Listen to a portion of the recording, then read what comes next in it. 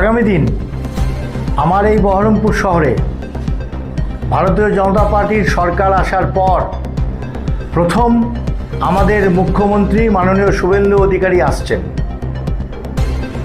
মুর্শিদাবাদ জেলার সমস্যা সাথে বহরমপুরের সমস্যা সকল কিছু নিয়ে আলোচনার জন্য তিনি প্রশাসনিক স্তরে মিটিং করবেন, আমাদের সাথেও মিটিং করবেন।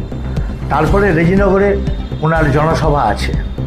ঠিক এই প্রাক্কালে আমার এই বহরমপুর শহরের বহু পুরনো দিনের ঐতিহ্যবাহী যে সদর হসপিটাল নামে পরিচিত ছিল,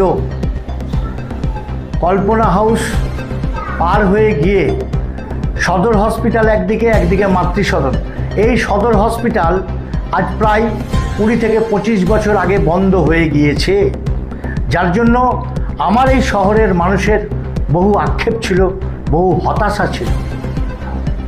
ন্যাশনাল হেলথ মিশনের টাকা অনেক দিন আগেই এই সদর হসপিটাল খোলার জন্য বরাদ্দ হয়েছিল। বিগত তৃণমূলের সরকার এই কাজ হতে দেয়নি।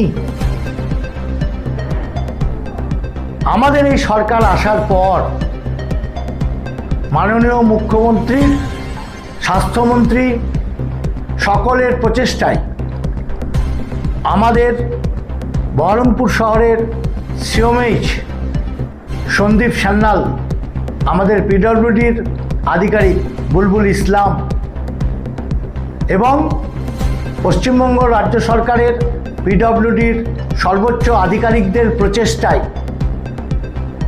আমি এই মুহূর্তে রাজ্য সরকারের প্রদত্ত কপি পেলাম, যা সদর হসপিটাল খোলার অনুমতি দেওয়া হয়েছে।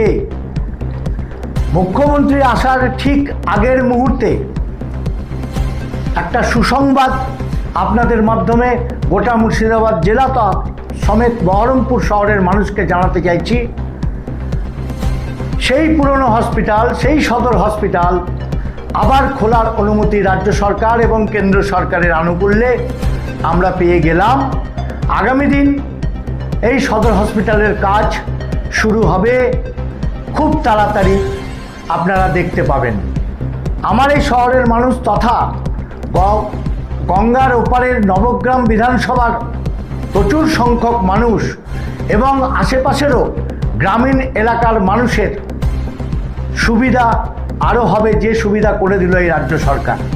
তার জন্য এই রাজ্য সরকারকে আমার তরফ থেকে এবং বহরমপুরবাসীর তরফ থেকে অসংখ্য ধন্যবাদ, প্রণাম জানাই মাননীয় শুভেন্দু অধিকারীকে।